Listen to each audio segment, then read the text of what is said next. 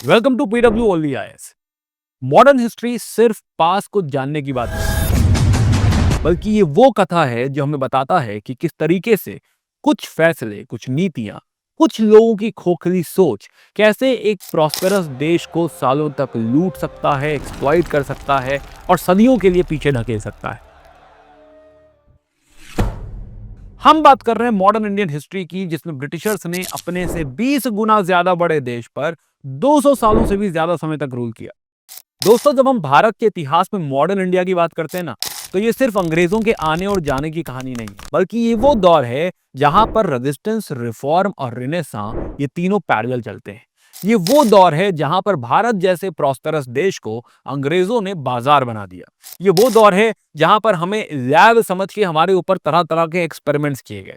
ये वो दौर है जहां पर भारत को मात्र एक कॉलोनियल सब्जेक्ट बना के छोड़ दिया। और ये सिर्फ हमारे लूट की कहानी नहीं है कि हमें किस तरीके से लूटा गया, बल्कि ये इस बात की भी कहानी है कि किस तरीके से हमारे ट्रेडिशंस पे, हमारे हमारे कल्चर पे, हमारी थॉट के ऊपर भी अटैक किया गया, हमारी आइडेंटिटी के ऊपर भी अटैक किया गया। तो चलिए, मॉडर्न हिस्ट्री के इस सफर में, जिसमें ब्रिटिश कॉलोनिज्म के ऐसे तमाम एस्पेक्ट, जैसे कि कैसे एक ट्रेडिंग कंपनी ट्रेडर से रूलर बनी, कैसे हमने इसके खिलाफ आवाज उठाई, और कैसे भारत में उत्पन्न हुई नेशनलिस्ट फीलिंग की, ऐसे कई सारे सवाल हैं जिनको ढूंढना और एक्सप्लोर करना बहुत जरूरी है। और आज के इस वीडियो में इन्हीं सवालों को हम टेकअप करने वाले हैं। तो आइए इस सफर को शुरू करते हैं। मॉडर्न इंडियन हिस्ट्री को अच्छे से समझने के लिए हम मॉडर्न हिस्ट्री को 5 हिस्सों में डिवाइड कर सकते हैं। पहला, अराइवल ऑफ यूरोपियंस। दूसरा, रिवोल्ट ऑफ 1857। तीसरा, modern nationalism and Indian national Congress. चौथा, गांधीयन एरा। और पांचवा, independence and partition of India. अब हम एक एक करके इन सभी पार्ट्स को देखेंगे।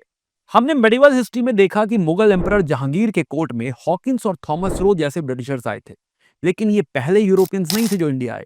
मेडिवल पीरियड में भी इंडिया और यूरोप के बीच में अच्छे खासे ट्रेड रिलेशंस थे, जिसमें मेनली स्पाइसेस का ट्रेड होता था। इंडिया आने वाले यूरोपियंस में सबसे पहले थे पोर्चुगीज। पोर्चुगीज और यूरोप से इंडिया आने वाले पहले ट्रैवलर थे वास्को ड गामा, जो एक गुजराती ट्रेडर अब्दुल मजीद की हेल्प से 20 मई 1498 को इंडिया के कैलिकट कोस्ट पर पहुंचे। वास्को ड गामा जब इंडिया से पोर्चुगल वापस गया, तो जो ब्लैक पेपर लेकर गया था, उस पर उसने 60 गुना प्रॉफिट कमाया। ईस्ट के साथ ट्रेड करने के लिए पोर्चुगीज ने जो एम्पायर एस्टैब्लिश किया, उसको उन्होंने इस्टाडो डा इंडिया का नाम दिया। 1503 में पोर्चुगीज ने कोचिन में अपनी पहली फैक्ट्री स्टैब्लिश की। पोर्चुगीज बहुत शेडी नेचर के थे। उनके ट्रेड पॉलिसी का सीक्रेट ट्रेड और डकैती एक मेजर पार्ट था। इसके साथ ही लगभग उसी समय सदर्न अमेरिका में उन्होंने ब्राजील को अपना कॉलोनी बना लिया, और कुछ समय तक यहां ट्रेड करने के बाद उन्होंने अपना ध्यान सदर्न अमेरिकन कॉन्टिनेंट में लगाया। लेकिन हमें यह भी याद रखना होगा कि भारत की धरती पर सबसे लंबी समय तक रहने वाले यूरोपियंस पोर्चुगीज ही थे, जो 1961 एडी तक इंडिया के गोवा, दमन, दीव में शासन करते रहे। इनफैक्ट हमें तो उन्हें यहां से भगाने के लिए मिलिट्री ऑपरेशन ऑपरेशन विजय लॉन्च करना पड़ा। पोर्चुगीज के बाद आए थे Dutch. Dutch east India company ने इंडिया से ट्रेड के लिए मसूलीपट्टनम में 1605 में अपनी पहली डच फैक्ट्री स्टैब्लिश की, लेकिन ये भी इंडिया में कुछ खास कर नहीं सके और अपना ध्यान ईस्ट इंडीज यानी कि साउथ ईस्ट एशियन की कॉलोनीज पर दिया। डच के बाद ब्रिटिशर्स इंडिया आए और उन्होंने यहां पर वो कर दिखाया जो अभी तक कोई भी यूरोपियन पावर नहीं कर पाई थी। 1759 एडी में बैटल ऑफ बेदारा में ब्रिटिश डच से भिड़े और उन्होंने डच को हरा दिया, और इंडियन ट्रेड से उन्हें पूरी तरीके से अलग कर दिया गया। लेकिन ऐसे कौन से कारण थे जिसकी वजह से British east India company India में इतनी सक्सेसफुल रही? आइए समझते हैं। दरअसल 1599 में इंग्लैंड में मर्चेंट एडवेंचरर्स नाम का एक ग्रुप ने the governor and company of merchants of trading into the east Indies नाम की कंपनी का फाउंडेशन रखा। इसी कंपनी को आगे चलकर ईस्ट इंडिया कंपनी कहा गया। इंग्लैंड के किंग जेम्स वन का एम्बेसडर कैप्टन हॉकिंस 1608 में इंडिया पहुंचा, जहां वो 1609 में मुगल एम्परर जहांगीर के कोर्ट में गया। 1613 में जहांगीर ने एक शाही फरमान इशू किया, जिसमें ब्रिटिशर्स को सूरत में फैक्ट्री लगाने की इजाजत दी गई। 1619 तक ईस्ट इंडिया कंपनी की फैक्ट्रीज अहमदाबाद, भरूच, बड़ौदा और आगरा में इस्टेब्लिश हो चुकी थी। ब्रिटिशर्स ने मद्रास में सेंट जॉर्ज फोर्ट बनाया, और 1661 एडी में पोर्चुगीज प्रिंसेस कैथरीन ब्रिगांजा की मैरिज इंग्लैंड के चार्ल्स सेकंड से हुई, जिसमें बॉम्बे को डाउरी के रूप में ब्रिटिशर्स को दे दिया गया। चार्ल्स सेकंड ने बॉम्बे को 3 पाउंड पर ईयर के रेंट पर ईस्ट इंडिया कंपनी को दे दिया। मिड 17वीं सेंचुरी तक ईस्ट इंडिया कंपनी सिर्फ ट्रेड से प्रॉफिट कमा रही थी, लेकिन अब वो इंडिया के पॉलिटिकल अफेयर्स में भी इंटरेस्ट लेने लगी थी, जिसके कॉन्सिक्वेंस तो होने ही थे। मुगल एम्परर औरंगजेब ने 1686 में कंपनी के अगेंस्ट एक्शन लिया, लेकिन फरवरी 1690 में कंपनी के ऑफिसर जॉब चरनॉक के एफर्ट से कंपनी और मुगल एम्परर के बीच में कॉम्प्रोमाइज हो गया। 1691 को जॉब चरनॉक ने सुल्तानती की स्थापना की। फिर 1698-99 के बीच बंगाल के सूबेदार अजीमुस शान ने कंपनी को सुल्तानाती, कालीकता और गोविंदपुर की जमींदारी दे दी। इन तीनों गांवों को मिलाकर ही जॉब चरनॉक ने कलकत्ता की नींव रखी। मुगल एम्परर औरंगजेब की 1707 में डेथ हो गई। उसके बाद लेटर मुगल्स की कमजोरी किसी से छुपी नहीं रही और कंपनी भी अब इसका फायदा उठाने के मूड में थी। ईस्ट इंडिया कंपनी की हिस्ट्री का एक सिग्निफिकेंट इवेंट हुआ 1717 एडी में, जब जॉन सुरमन की लीडरशिप में एडवर्ड स्टीफेंसन, विलियम हैमिल्टन जो कि एक सर्जन थे और ख्वाजा सहूदाद जो कि एक ट्रांसलेटर थे, मुगल कोर्ट में फारूक सियार से मिले। विलियम हैमिल्टन ने फारूक सियार की ग्रोइन स्वेलिंग की सर्जरी की और उन्हें एक पेनफुल बीमारी से छुटकारा दिलाया। अब इससे खुश होकर फारूक सियार ने कंपनी को एक चार्टर दिया। इस चार्टर के जरिए बंगाल में 3000 रुपए पर एनम के बदले कंपनी को कस्टम ड्यूटी फ्री ट्रेडिंग की परमिशन मिल गई। इस चार्टर को इंडिया में ब्रिटिश रूल का मैग्ना कार्टा कहा जाता है। ये फारूक सियार की एक बड़ी बेवकूफी भी मानी जाती है, क्योंकि आगे चलकर इसी की वजह से ब्रिटिशर्स ने बंगाल में विवाद खड़ा कर दिया। बाद में बंगाल के नवाब ने कंपनी की एक्टिविटीज को कंट्रोल करने की कोशिश की, जिसका रिजल्ट था बैटल ऑफ प्लासी 1757। खैर, ब्रिटिशर्स के बाद फ्रेंच भी इंडिया में आए। लुइस 14 के फाइनेंस मिनिस्टर कोलबर्ट ने फ्रेंच ईस्ट इंडिया कंपनी की स्थापना की। इस कंपनी को स्टेट का प्रोटेक्शन भी था। 1667 एडी में फ्रांसिस कैरॉन की लीडरशिप में फ्रेंच टीम इंडिया आई और 1668 में सूरत में अपनी पहली फैक्ट्री स्टैब्लिश की।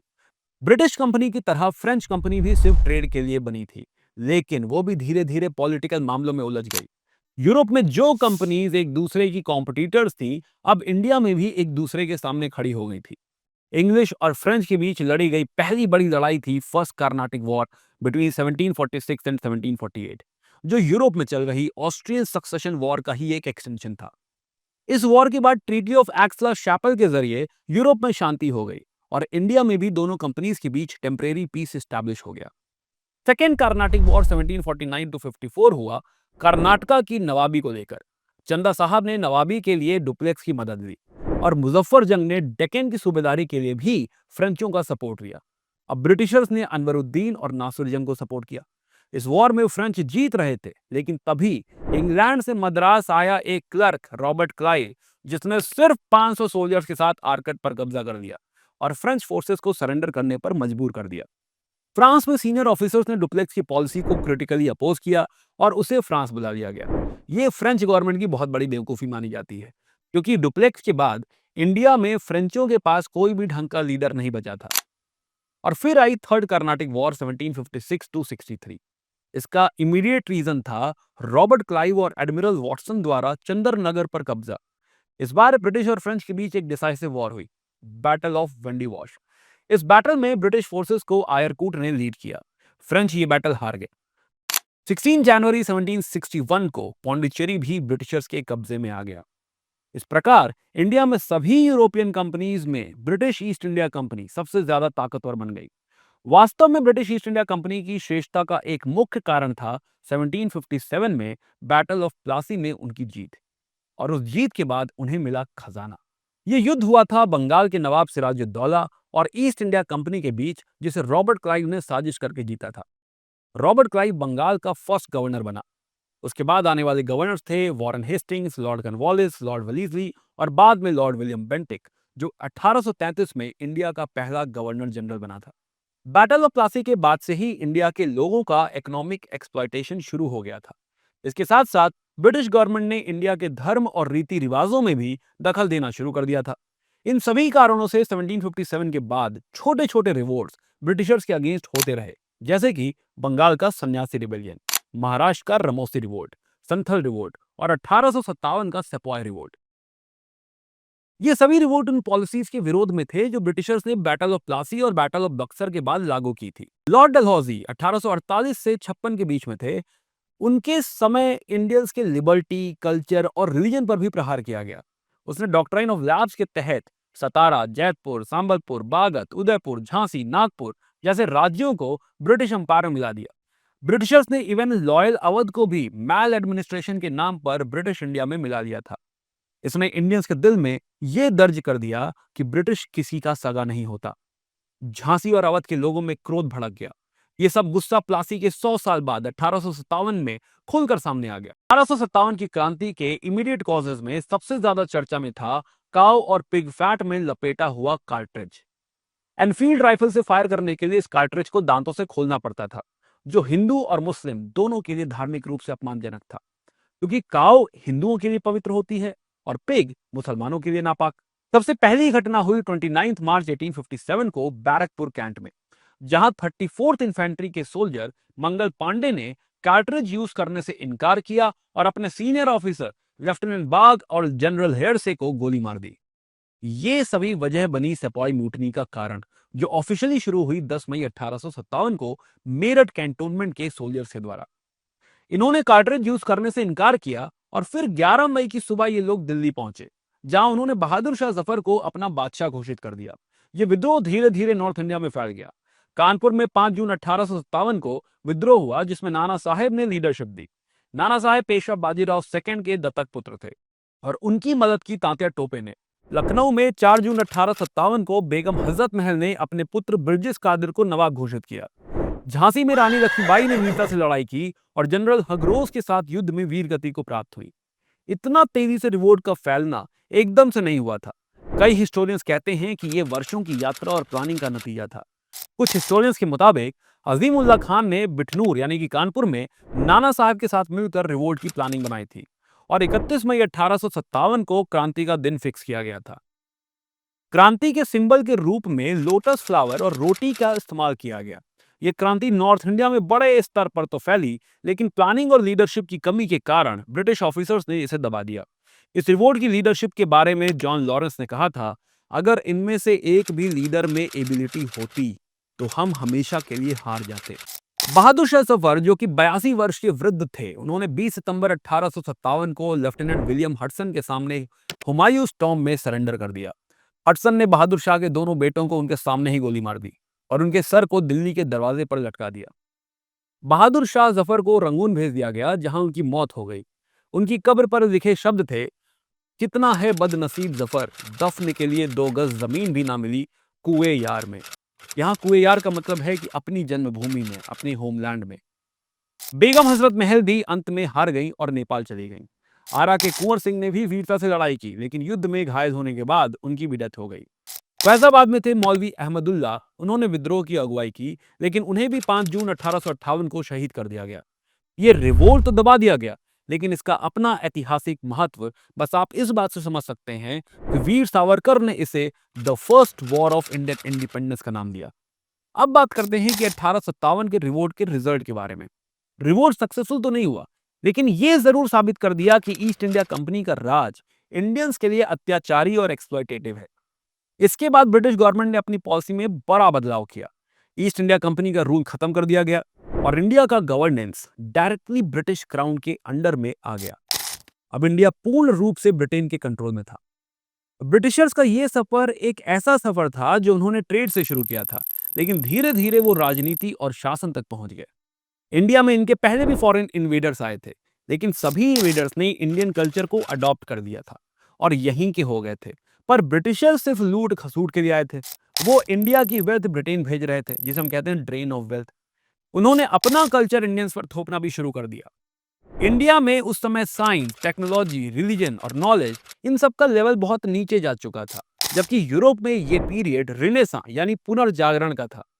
ऐसे समय में कुछ बंगाली इंटेलेक्चुअल्स जो वेस्टर्न एजुकेशन से परिचित थे, उन्होंने इंडिया में फैली हुई बुराइयों को दूर करने की कोशिश की। इन इंटेलेक्चुअल्स में सबसे प्रमुख नाम आता है राजा राम मोहन रॉय का, जिन्हें कहा जाता है फादर ऑफ मॉडर्न इंडिया। राजा राम मोहन रॉय का जन्म हुआ था 22 मई 1772 को बंगाल के हुगली डिस्ट्रिक्ट के राधानगर गांव में। उन्हें कई भाषाओं में प्रवीणता थी। वो इंग्लिश, फ्रेंच, लैटिन, ग्रीक और हिब्रू जैसे लैंग्वेजेस को फ्लुएंटली लिख और बोल सकते थे। रिलीजियस रिफॉर्म के लिए उन्होंने वेदों के आधार पर मूर्ति पूजा को गलत साबित किया और अंधविश्वासों को दूर करने के लिए आपकी सभा का गठन किया। फिर 1829 में उन्होंने ब्रह्मो समाज की स्थापना की, जो एक सोशियो रिलीजियस रिफॉर्म मूवमेंट था। उन्होंने इंडियंस को अधिकाधिक फ्रीडम देने की मांग की और वेस्टर्न एजुकेशन का समर्थन किया। वहीं वेस्टर्न इंडिया में भी कुछ समाज सुधारक उठे, जैसे महादेव गोविंद रानाडे और डॉक्टर आत्माराम पांडुरंग। इन दोनों ने 1867 में बॉम्बे में प्रार्थना समाज की स्थापना की। रानाडे ने वुमेन एजुकेशन को प्रमोट किया, चाइल्ड मैरिज और वुमेन डिपेंडेंसी के विरुद्ध आवाज उठाई, विडो रिमैरिज को समर्थन किया और डीके कर्वे के सपोर्ट से 1867 में विधवा आश्रम संघ की स्थापना की। अब तक जितने भी सोशल रिफॉर्मर्स आए, उनमें से एक और महान व्यक्ति थे, स्वामी दयानंद सरस्वती, जिन्हें पहले स्वामी पूर्णानंद ने यह नाम दिया था। स्वामी दयानंद सरस्वती ने 10 अप्रैल 1875 को बॉम्बे में आर्य समाज की स्थापना की। उनका कहना था कि आर्यन सुपीरियर हैं और वेदास में ईश्वरीय ज्ञान है और भारत की भूमि एक होली लैंड है। आर्य समाज का उद्देश्य था वैदिक रिलीजन को उसके प्योर फॉर्म में स्थापित करना और वेस्टर्न कल्चर के इन्फ्लुएंस को कम करना। उन्होंने अपने लक्ष्य को प्राप्त करने के लिए वेदों की ओर लौट चलो का स्लोगन दिया और 1868 में उन्होंने पाखंड खंडनी पताका यानी फ्लैग दैट डिमोलिशेस हिपोक्रेसी लहराया। अब हम बात करते हैं एक ऐसे व्यक्ति की जिन्होंने केवल इंडिया बल्कि पूरे विश्व को यह बताया कि इंडिया का कल्चर और रिलीजन दुनिया का सबसे पुराना और श्रेष्ठ है। उनका नाम था स्वामी विवेकानंद। वो रामकृष्ण परमहंस के शिष्य थे। 1893 में स्वामी विवेकानंद ने अमेरिका के शिकागो में आयोजित first world parliament of religions में इंडिया को रिप्रेजेंट किया। उनकी स्पीच के बारे में न्यूयॉर्क हेराल्ड न्यूज़पेपर ने लिखा, उन्हें सुनने के बाद हमें महसूस होता है कि ऐसे ज्ञान से संपन्न देश में अपने धर्म प्रचारक भेजना कितना मूर्खतापूर्ण कार्य था। इसी समय इंडिया के कई इंस्टीट्यूशंस भी उठने लगे थे। उनमें से एक था बनारस हिंदू यूनिवर्सिटी, जिसका गठन 1916 में मदन मोहन मालवीय के प्रयास से हुआ था। चलिए अब कुछ और रिफॉर्म्स की बात करते हैं। 1857 के रिवोल्ट में मुस्लिम्स ने ज्यादा पार्टिसिपेशन दिखाया था, जिसके बाद ब्रिटिश गवर्नमेंट ने मुस्लिम से दूर रहना शुरू कर दिया। इसी वजह से मुस्लिम्स का इकोनॉमिक और सोशल स्टेटस गिरने लगा। इस सिचुएशन को सुधारने के लिए आए सर सैयद अहमद खान। उन्होंने इस्लाम में रिफॉर्म्स की कोशिश की और मुस्लिम्स को मॉडर्न एजुकेशन की तरफ अग्रसर किया। सर सैयद अहमद खान ने मुस्लिम्स को मॉडर्न एजुकेशन देने के लिए 1875 में मोहम्मदन एंग्लो ओरिएंटल कॉलेज की स्थापना की, जो बाद में अलीगढ़ मुस्लिम यूनिवर्सिटी के रूप में विकसित हुआ। वो वेस्टर्न साइंस और फिलॉसफी के सपोर्टर थे और उन्होंने हिंदू मुस्लिम यूनिटी पर भी जोर दिया। पर अब बात करते हैं नेशनलिज्म के सर्ज की। 19वीं सेंचुरी के अंत तक इंडिया में नेशनल कॉन्शियसनेस जग चुकी थी। इसका मुख्य केंद्र था बंगाल, क्योंकि वहां सबसे पहले मॉडर्न एजुकेशन और प्रिंट कल्चर का प्रभाव पड़ा था। लेकिन इसी बंगाल को तोड़ने की कोशिश की लॉर्ड कर्जन ने। 20 जुलाई 1905 को उसने पार्टीशन ऑफ बंगाल का अनाउंसमेंट किया, जो 16 अक्टूबर 1905 से लागू हुआ। पार्टीशन में हिंदू मुस्लिम पॉपुलेशन के बेस पर किया गया था। इसका लोगों ने पुरजोर विरोध किया। हिंदू और मुस्लिम ने एक दूसरे के हाथ में राखी बांधकर एकता के संदेश दिए। पूरे बंगाल ही नहीं बल्कि पूरे देश में 16 अक्टूबर को शोक दिवस के रूप में मनाया गया। साथ ही पूरे देश में स्वदेशी मूवमेंट भी चलाया गया। इसी दौरान 30 दिसंबर 1906 को ढाका में मुस्लिम लीग की स्थापना हुई, जिसका प्रस्ताव दिया था नवाब सलीमुल्लाह ने। 1907 तक इंडियन नेशनल कांग्रेस के अंदर भी लिबरल्स यानी कि नरम दल और एक्सट्रीमिस्ट यानी कि गरम दल के बीच में जो मतभेद थे वो तेजी से बढ़ने लगे थे। 1907 का सूरत सेशन में प्रेसिडेंट के चुनाव को लेकर कांग्रेस में फूट पड़ गई और उसके बाद 1909 में ब्रिटिश इंडियन गवर्नमेंट ने एक रिफॉर्म लाई, जिसे कहते हैं मॉर्ले मिंटो रिफॉर्म्स, जिसमें मुस्लिम्स को सेपरेट इलेक्टोरेट्स दिया गया। इसका मतलब मुस्लिम्स सिर्फ मुस्लिम कैंडिडेट्स को वोट देंगे। ये हिंदू मुस्लिम यूनिटी के बीच और दूरी बनाने की साजिश थी, जिसे कम्युनल इलेक्टोरेट्स के नाम से जाना जाता है। जैसा कि उम्मीद थी, इसका पूरा देश में पुरजोर विरोध भी हुआ। बाद में ब्रिटिशर्स ने इसे ध्यान से हटाने के लिए और स्वदेशी मूवमेंट का प्रेशर में दिसंबर 1911 में पार्टीशन ऑफ बंगाल को कैंसिल कर दिया। तब तक 1914 भी आ गया और दुनिया में फर्स्ट वर्ल्ड वॉर शुरू हो गया। कांग्रेस के लिबरल लीडर्स ने ब्रिटिश गवर्नमेंट को सपोर्ट करने का डिसीजन लिया। उन्हें उम्मीद थी कि ब्रिटिश लोग उसके बदले स्वराज या फिर होम रूल की उनकी मांग मान लेंगे। इसी दौरान 1916 से लखनऊ सेशन में मॉडरेट्स और एक्सट्रीमिस्ट एक बार फिर से एक हो गए। इसी सेशन में कांग्रेस और मुस्लिम लीग के बीच भी एक समझौता हुआ, जिसे लखनऊ पैक्ट के नाम से जाना जाता है। उधर होम रूल की डिमांड को जोर शोर से उठाने के लिए एनी बेसेंट और बाल गंगाधर तिलक ने इंडिया के अलग अलग पार्ट्स में होम रूल लीग्स की स्थापना करना शुरू कर दिया था। लेकिन इन सब एफर्ट्स के बावजूद भी 1919 में ब्रिटिश इंडियन गवर्नमेंट ने जो मॉन्टेग चेम्सफोर्ड रिफॉर्म्स लागू कर दिया, जिसमें होम रूल का कोई भी जिक्र तक नहीं था और ना ही भारत को सेल्फ गवर्नमेंट देने की बात की गई थी। इससे कांग्रेस के लीडर्स में इतनी निराशा हुई कि बाल गंगाधर तिलक ने इन रिफॉर्म्स को बिना सूरज के सवेरा यानी अ मॉर्निंग विदाउट डॉन तक कह डाला। खैर, इसी समय भारत की पॉलिटिक्स में महात्मा गांधी की भी एंट्री हो रही थी। 9 जनवरी 1915 को गांधी जी साउथ अफ्रीका से भारत वापस आए और कुछ समय तक उन्होंने पूरे कंट्री में ट्रैवल करके इंडिया में सिचुएशंस को ऑब्जर्व करना शुरू कर दिया। उस समय फर्स्ट वर्ल्ड वॉर चल रहा था और गांधी जी ने इस वॉर में ब्रिटिशर्स की मदद की थी, जिसके लिए ब्रिटिश गवर्नमेंट ने उन्हें कैसरे हिंद के टाइटल से नवाजा था। देश के पॉलिटिक्स में पार्टिसिपेट करने के साथ ही 1917 से 1918 के बीच गांधी जी ने 3 आंदोलन की अगुवाई की। पहला था चंपारण सत्याग्रह, जिसकी शुरुआत 1917 में हुई। इस सत्याग्रह के दौरान गांधी जी ने पहली बार देश में सत्याग्रह का प्रयोग किया। दूसरा था खेड़ा सत्याग्रह, जिसमें गुजरात के किसानों के लिए ऑर्गेनाइज किया गया था। और तीसरा था अहमदाबाद मिल स्ट्राइक, जहां गांधी जी ने स्ट्राइक करके वहां के मिल वर्कर्स को 35% बोनस दिलवाया। ब्रिटिश इंडियन गवर्नमेंट के अगेंस्ट गांधी जी की ये छोटी छोटी लेकिन इंपॉर्टेंट विक्ट्रीज ने इंडियंस को अंदर से बहुत मोटिवेट किया। लेकिन दूसरी तरफ इंडिया में, खासकर इंडियन यूथ में, रेवोल्यूशनरी टेंडेंसीज का भी स्केल बढ़ने लग रहा था। जाहिर सी बात थी कि ब्रिटिश इन सब एक्टिविटीज से डरने लग रही थी और फिर इन्हीं एक्टिविटीज को रोकने के लिए ब्रिटिश गवर्नमेंट ने सिडनी रॉलेट की प्रेसिडेंटशिप में एक कमेटी बनाई, जिसने एक भयंकर ड्रैकोनियन कानून रिकमेंड किया, जिसे कहा गया रॉलेट एक्ट। इसके तहत गवर्नमेंट किसी भी व्यक्ति को बिना ट्रायल, बिना अपील और बिना वकील के एक अनसर्टेन टाइम पीरियड के लिए जेल में रख सकती थी। गांधी जी ने इसका तीव्र विरोध किया और उसके खिलाफ सत्याग्रह की घोषणा कर दी। जगह जगह प्रोटेस्ट होने लगे। गांधी जी को भी अरेस्ट कर लिया गया। इसी कॉन्टेक्स्ट में हुआ इंडिया के इतिहास का एक सबसे दर्दनाक इंसिडेंट, जालियांवाला बाग हत्याकांड। 13 अप्रैल 1919 बैसाखी के दिन अमृतसर के जालियांवाला बाग में लोग शांति से प्रोटेस्ट कर रहे थे। यह स्थान चारों तरफ से ऊंची दीवारों से घिरा हुआ था और अंदर जाने के लिए सिर्फ एक ही रास्ता था। इसी रास्ते पर जनरल डायर अपनी मिलिट्री के साथ खड़ा हो गया और बिना किसी चेतावनी के फायरिंग का ऑर्डर दे दिया। जनरल डायर की बिना वार्निंग वाली फायरिंग में हजारों लोग मारे गए और कई घायल हुए। लोग भागने के लिए कहीं जा भी नहीं पाए, क्योंकि एक ही रास्ता था और वहां भी आर्म सोल्जर्स खड़े थे। यह हत्याकांड सिर्फ पंजाब या अमृतसर तक सीमित नहीं रहा, पूरे भारत में गुस्सा फैल गया। रविन्द्रनाथ टैगोर ने नाइट की उपाधि वापस कर दी और गांधी जी ने भी ब्रिटिश सरकार के खिलाफ नॉन कोऑपरेशन मूवमेंट का ऐलान कर दिया। यह मूवमेंट एक पीसफुल मूवमेंट था, जिसमें गवर्नमेंट स्कूल्स और कॉलेजेस का बॉयकॉट, फॉरेन कपड़ों का बहिष्कार, इंडियन इंस्टीट्यूशंस और खादी के समर्थन और टाइटल्स जैसे कि सर और कैसरे हिंद का बॉयकॉट शामिल था। लेकिन वो कहते हैं ना कि जैसा सोचा जाता है वैसा नहीं होता, तो नॉन कॉपरेशन मूवमेंट के साथ भी कुछ ऐसा ही हुआ। दरअसल 1922 में यूनाइटेड प्रोविंस के चौरी चौरा में एक वायलेंट इंसिडेंट हो गया। यहाँ एक इंसिडेंट में एक वायलेंट मॉब ने पुलिस स्टेशन जला दिया। नॉन कॉपरेशन में ये वायलेंस गांधी जी को मंजूर नहीं था और उन्होंने तुरंत इस मूवमेंट को रिटर्न कर दिया। क्योंकि वो अहिंसा के पक्षधर थे, तो इसलिए उन्होंने ऐसा फैसला लिया। लेकिन यहां से इंडियन फ्रीडम स्ट्रगल में एक नए चैप्टर की शुरुआत हुई, मास बेस्ड नेशनलिज्म की, और गांधी जी इसके सेंट्रल फिगर बनकर उभरे। दोस्तों, महात्मा गांधी के साथ यहां एक और मास लीडर का इमरजेंस हो रहा था, जिनका नाम था सुभाष चंद्र बोस। इस समय ये लंदन से इंडियन सिविल सर्विसेज का एग्जाम पास करके जस्ट अपने देश में उतरे ही थे कि देश की हालत देखकर उन्हें ब्रिटिश गवर्नमेंट की नौकरी करना मंजूर ना हुआ और उन्होंने सर्विस ज्वाइन करने से पहले ही सर्विस छोड़ दिया।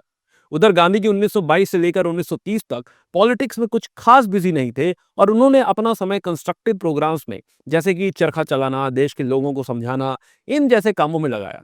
लेकिन फिर 1928 में पूरे देश में साइमन कमीशन का विरोध होना शुरू हो गया था। गांधी जी ने भी इसमें पार्टिसिपेट किया और नेशनल पॉलिटिक्स में एक बार फिर से एक्टिव हो गए। 1929 का लाहौर सेशन में कांग्रेस ने कंप्लीट इंडिपेंडेंस यानी कि पूर्ण स्वराज को अपना गोल अनाउंस किया और गांधी जी को इसके लिए मूवमेंट ऑर्गेनाइज करने की जिम्मेदारी सौंपी। गांधी जी ने इसके लिए सिविल डिसोबीडियंस मूवमेंट की घोषणा की, लेकिन इससे पहले उन्होंने ब्रिटिश गवर्नमेंट के अगेंस्ट दांडी मार्च की शुरुआत की, जो कि 12 मार्च 1930 से लेकर 6 अप्रैल 1930 तक चली। ब्रिटिश गवर्नमेंट नहीं चाहती थी कि इस समय कोई बड़ा नेशनल लेवल का कोई मूवमेंट हो और इसीलिए उन्होंने गांधी जी से समझौता किया, जिसे हम गांधी इरविन पैक्ट कहते हैं। इसमें 3 चीजों पर सहमति बनी।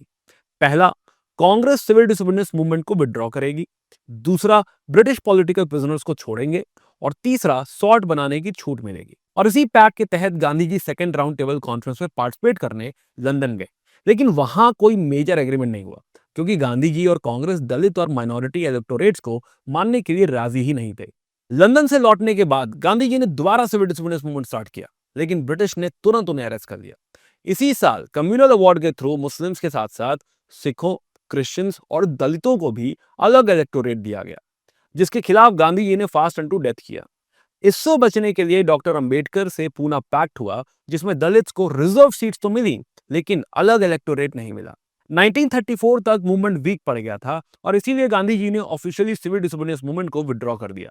उसके बाद उन्होंने कांग्रेस से रिजाइन कर दिया, लेकिन सोशल वर्क जारी रखा।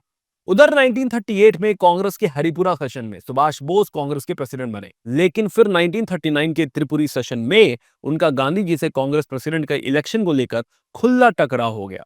वैसे तो गांधी जी के साथ उनकी अनबन कोई नई बात नहीं थी, लेकिन 1939 के त्रिपुरी सेशन में गांधी जी के इस बात से कि पताभी की हार उनकी पर्सनल हार है, से वो बहुत दुखी हुए और थक के फाइनली बोस ने कांग्रेस छोड़ दिया और एक नया पॉलिटिकल पार्टी फॉरवर्ड ब्लॉक बनाया। ब्रिटिश उन पर नजर रखे हुए थे और साथ ही साथ इधर वर्ल्ड वॉर भी चालू हो गया था। बोस ने रूप बदलकर कलकत्ता से निकलकर अफगानिस्तान पहुंचे, यूएसएसआर गए और फिर जर्मनी पहुंच गए। वहां उन्होंने हिटलर से मिलकर सपोर्ट मांगा, लेकिन हिटलर की नाजी पार्टी ने उन्हें सपोर्ट देने से मना कर दिया। लेकिन सुभाष बोस ने हार नहीं मानी और उन्होंने जापान से मदद मांगने का मन बना लिया। फिर वो जापान गए, जहां उनका असली मिशन स्टार्ट हुआ। वहां एग्जिस्टिंग इंडियन सोल्जर से मिलकर बनाई गई Indian national army. Indian national army यानी आईएनए ने जापानीज फोर्सेस के साथ मिलकर ब्रिटिश फोर्सेस के खिलाफ इम्फाल और कोहिमा में लड़ाई लड़ी। हालांकि मिलिट्री विक्ट्री नहीं मिली, लेकिन मॉरल विक्ट्री जबरदस्त थी। आईएनए ने मोइरांग यानी मणिपुर में तिरंगा लहरा दिया, लेकिन नागासाकी और हिरोशिमा में एटॉमिक बॉम्ब से अटैक होने के बाद जापान ने सरेंडर कर दिया, जिसका इंपैक्ट आईएनए पर भी पड़ा और उन्हें भी ब्रिटिश फोर्सेस के सामने सरेंडर करना पड़ा। आईएनए के लीडर्स को अरेस्ट कर लिया गया और उनके अगेंस्ट रेड फोर्ट में सेडिशन का मुकदमा चलाया गया। ये पूरे देश के लिए इमोशनली एक टिपिंग पॉइंट था। इससे पूरे भारत में इमोशनल एक्सप्लोजन हो गया। Students, workers, even British Indian army के जवान सभी इस ह्यूमिलिएशन के अगेंस्ट प्रोटेस्ट में उतर गए।